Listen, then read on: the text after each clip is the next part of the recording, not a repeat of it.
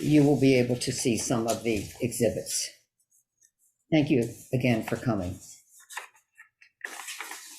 Today, my client, also known as Jane Doe, will come forward for the first time to share her truth about Herschel Walker, a man with whom she had a romantic and intimate relationship for a number of years.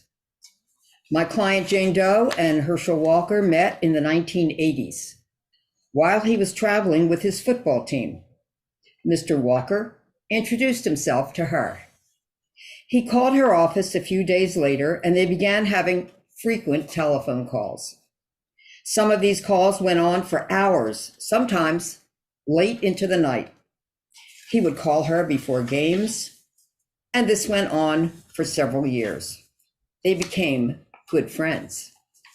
Their romantic and intimate relationship began in 1987. Mr. Walker was playing for the Dallas Cowboys, and our client lived in Dallas.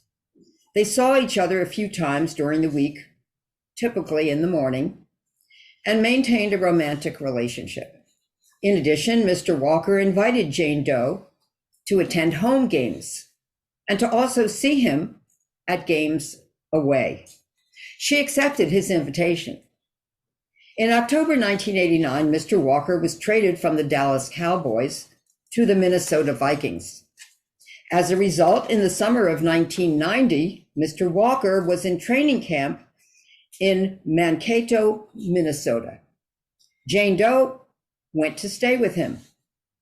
We have a receipt from the hotel where she was staying in Mankato, which indicates that she was there from August 22nd to August 25th, 1990. We also have a photo of Mr. Walker in our client's hotel room during her stay. A few days later, on August 29th, 1990, Mr. Walker sent our client a card.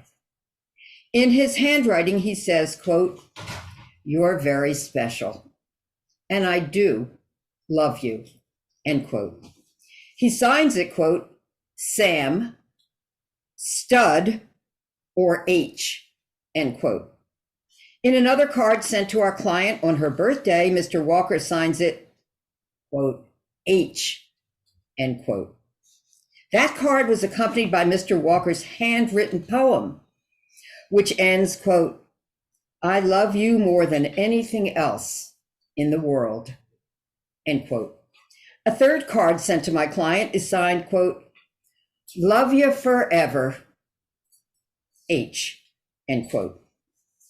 The reason the signed cards with the letter, quote, "H," end quote, is important is because in a televised interview on Fox News Channel, which is available on the internet, Mr. Walker stated, quote, "I have never signed anything with just an H," end quote. During the years that he was in Minnesota, our client visited him frequently, went to his games, and stayed in the hotel where his team was staying. She also saw him when he was in Dallas during the off season. Mr. Walker repeatedly indicated to Jane Doe that he intended to divorce his wife, to be with our client. Our client believed him and trusted him, but he was always making some excuse as to why the timing was not right.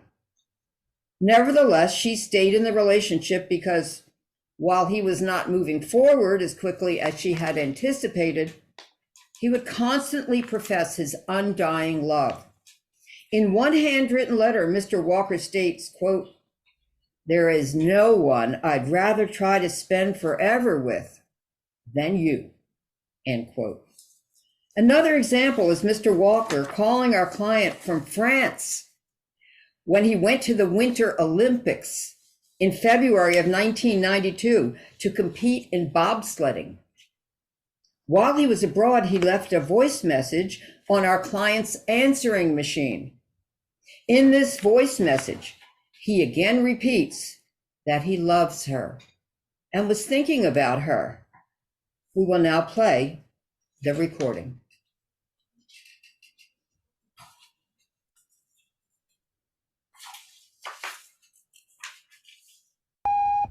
Hello there, my dear. Sorry I didn't call you when I first got here, but it's been a pain. I waited 6.5 hours at the airport till Edwin and Brian picked me up. We got here to this dump of a place. It's a ski lodge-like place. No phones in the room, no TV in the room.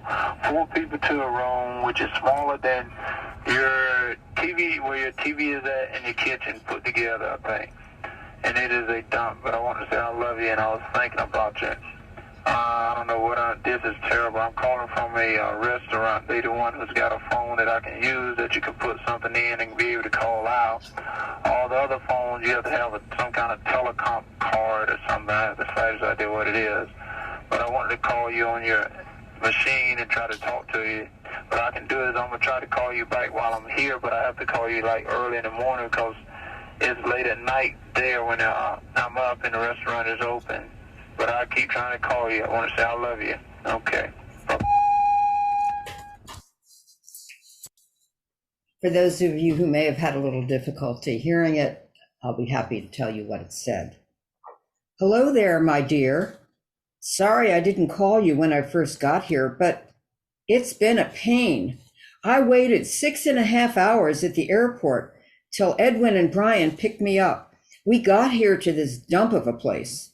It's a ski lodge-like place. No phones in the room, no TV in the room, 4 people to the room, which is smaller than your TV, where your TV is at in the kitchen, put together, I think. And it's a dump. But I want to say I love you, and I was thinking about you. I don't know what I did that's terrible. I'm calling from a restaurant. They're the ones who's got a phone that I can use that you could put something in and be able to call out. All the other phones, you have to have some kind of telecom card or something like that. Besides, I do what it is, but I wanted to call you on your machine and try to talk to you. What I can do is I'm going to try to call you back while I'm here, but I have to call you like early in the morning because it's late at night there when I'm up and the restaurant is open, but I keep trying to call you. I want to say I love you. Okay, bye.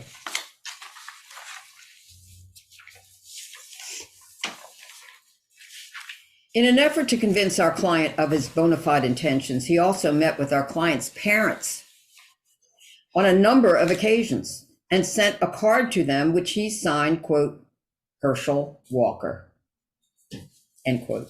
This card was accompanied by his handwritten letter to them in which he repeatedly states that he loves our client and apologizes for the, quote, mess that he has created, end quote, mess, apparently referring to having a relationship with their daughter while he remained married. In June of 1992, Mr. Walker was traded to the Philadelphia Eagles. He continued to invite our client to see him play at football games, and she traveled to wherever the Eagles were playing so that they could be together. In April of 1993, our client learned that she was pregnant. She was surprised. She had been on birth control throughout their entire relationship. When she told Mr. Walker that she was pregnant, he seemed shocked. She didn't know what to do. Mr. Walker clearly wanted her to have an abortion and convinced her to do so. Our client alleges that Mr. Walker gave her cash to pay for the abortion and that she went to a clinic in Dallas, Texas. However, while she was at the clinic, she became overwhelmed with emotion. She could not go through with it, and she left the clinic in tears. When Mr. Walker called that night, our client told him what had happened and that she had not gone through with the abortion. He was upset. He pressured her to go back to the clinic with him the next day to go through with the abortion. The following day, Mr. Walker drove her to the clinic and waited in the parking lot for hours until the abortion was completed and she came out. Then he drove her to the pharmacy to pick up medications and supplies as prescribed, and then he drove her home. In the days following the abortion, Mr. Walker began to distance himself from our client. She was very distraught because she felt that Mr. Walker had pressured her into having an abortion. She left Dallas, and she did not return for more than 15 years because she was so traumatized. After she moved out of Dallas, Mr. Walker sent our client a note apologizing for what he had put her through. As you will hear from my client, Jane Doe, she has come forward at this time because she feels that it's important that the truth comes out. My client has many personal pieces of evidence to support her allegations. Mr. Walker professes to be against abortion, even though he paid for and pressured our client to have an abortion. Mr. Walker claims on his webpage that, quote, strong families are the bedrock of our country, end quote. Despite his attempts to clothe himself with Christian family values, he nevertheless had an affair with our client for approximately 6 years.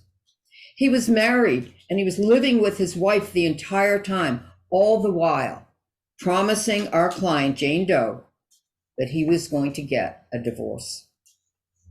Our client feels that Mr. Walker is a complete hypocrite and does not deserve to be a United States Senator from the state of Georgia.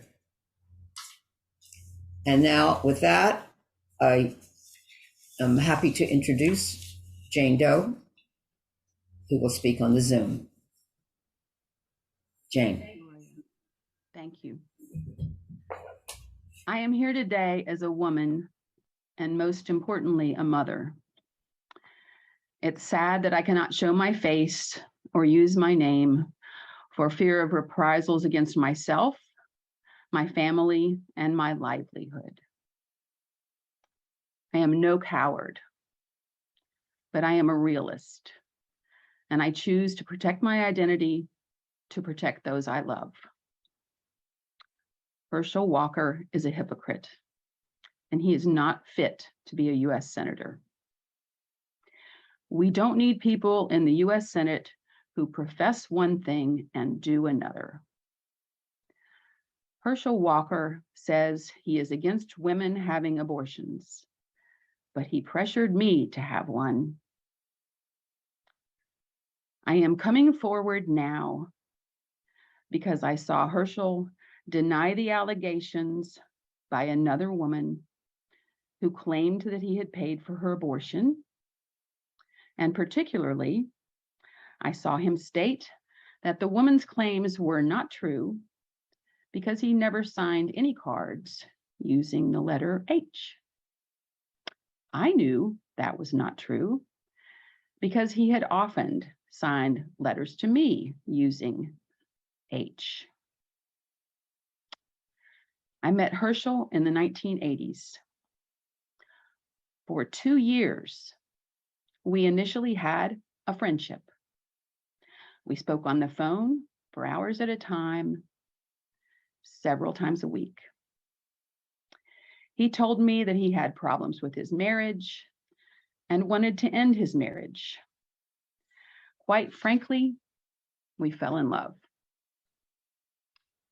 We began a romantic relationship while he was playing for the Dallas Cowboys in November of 1987.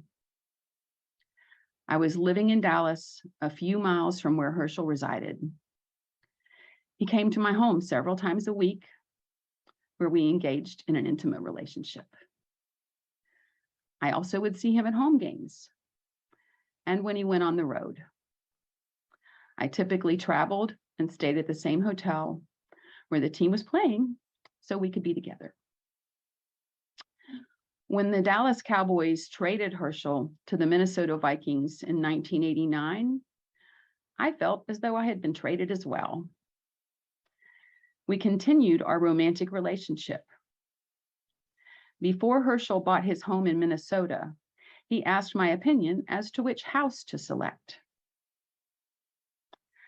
I stayed at his new house when he first acquired it. I was very devoted to Herschel, and he gave me the impression that he was devoted to me as well. He repeatedly told me how much he loved me, often in writing, and reiterated that he wanted to end his marriage. However, there was always some reason why he wasn't quite ready to do so. He kept leading me on. I believed that he was going to get divorced and that we would then be together forever. He also met with my parents on multiple occasions and wrote a letter to them explaining how much he loved me and that he was serious. In June 1992, Herschel was traded again, this time to the Philadelphia Eagles. Again, we followed the same pattern. I would meet him at his games, and I would also see him when he was in Dallas during the off-season. In April of 1993, I learned that I was pregnant. I was surprised because I had been on birth control during my entire relationship with Herschel. I was certain that I was pregnant as a result of my relationship with Herschel and because I was not intimate with anyone else at the time. I really didn't know what to do. I was confused, uncertain, and scared. After discussing the pregnancy with Herschel several times, he encouraged me to have an abortion and gave me the money to do so. I went to a clinic in Dallas, but I simply couldn't go through with it. I left the clinic in tears. When I told Herschel what had happened, he was upset and said that he was going to go back with me to the clinic the next day for me to have the abortion.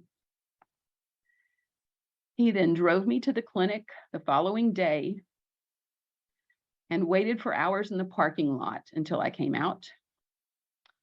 He then drove me to get medications and supplies as prescribed, and then drove me home. I was devastated because I felt that I had been pressured into having an abortion. After the abortion, I felt that Herschel began distancing himself from me. I fled Dallas within days after the abortion and did not go back to even visit for the next 15 years because I was so traumatized by what Herschel had put me through. The relationship that Herschel and I had was never about money. In all the times we were together, he never gave me any expensive gifts, and I insisted on paying for half my travel expenses when I went to see him. However, after I left Dallas, he sent me his Rolex watch. I sent the watch back to him. In retrospect, I know I was naive and that Herschel took advantage of me. I spent years of my life devoted solely to Herschel and gave up other opportunities to be with him. He took advantage of my love for him, and he made false promises to me, always giving me the impression that he was on the cusp of leaving his wife, but never following through. Most significantly, and the reason I am here today, is because he has publicly taken the position that he is, quote, about life, unquote, and against abortion under any circumstances, when in fact, he pressured me to have an abortion and personally ensured that it occurred by driving me to the clinic and paying for it. For anyone who believes I am coming forward because Herschel is running as a Republican candidate, that is simply not the case. I am a registered independent, and I voted for Donald Trump in both elections.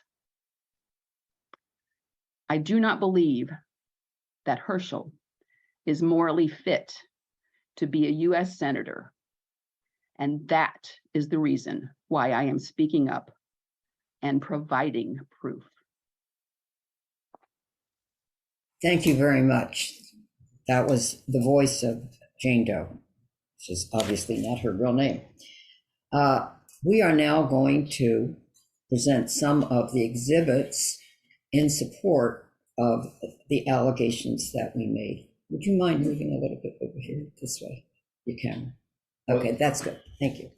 All right, so first one, and we will provide these after the press conference to those who are here in person so they can see better.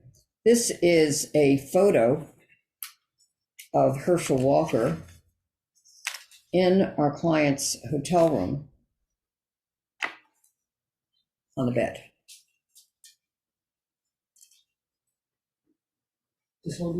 Again, this is Minnesota.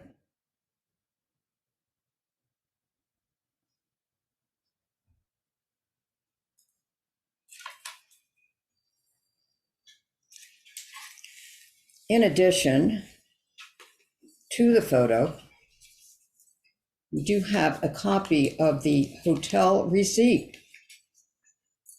Our client's name is obviously redacted. Excuse me. Okay. Thank you.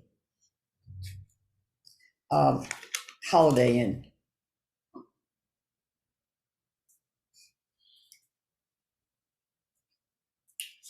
And the dates are on the receipt, August 22nd to August 25th.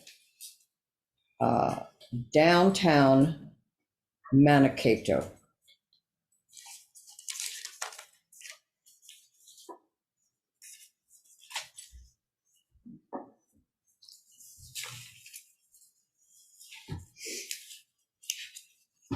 Our next three exhibits, we'll call them exhibit 2, 3, and 4, are 3 handwritten cards, which are signed H.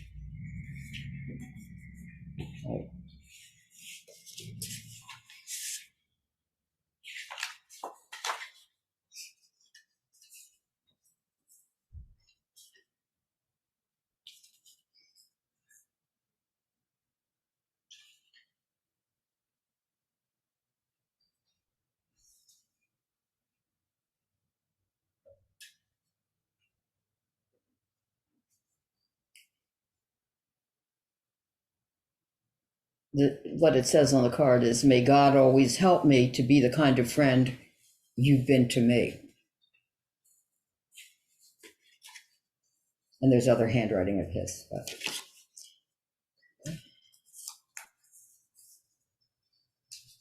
Exhibit 3 says love you on the envelope.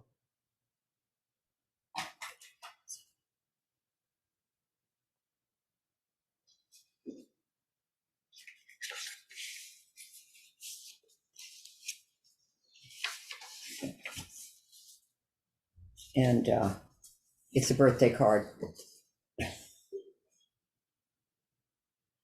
And inside, it also has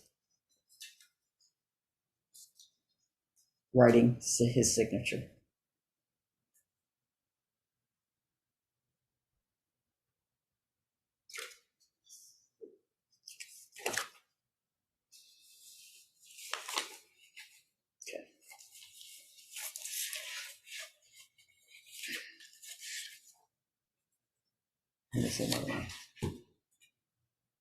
This is exhibit 4. It's yet another card. And I'll show you what it says, but it says, I know that you know I love you. I just hope you know how much. and it's signed with an H.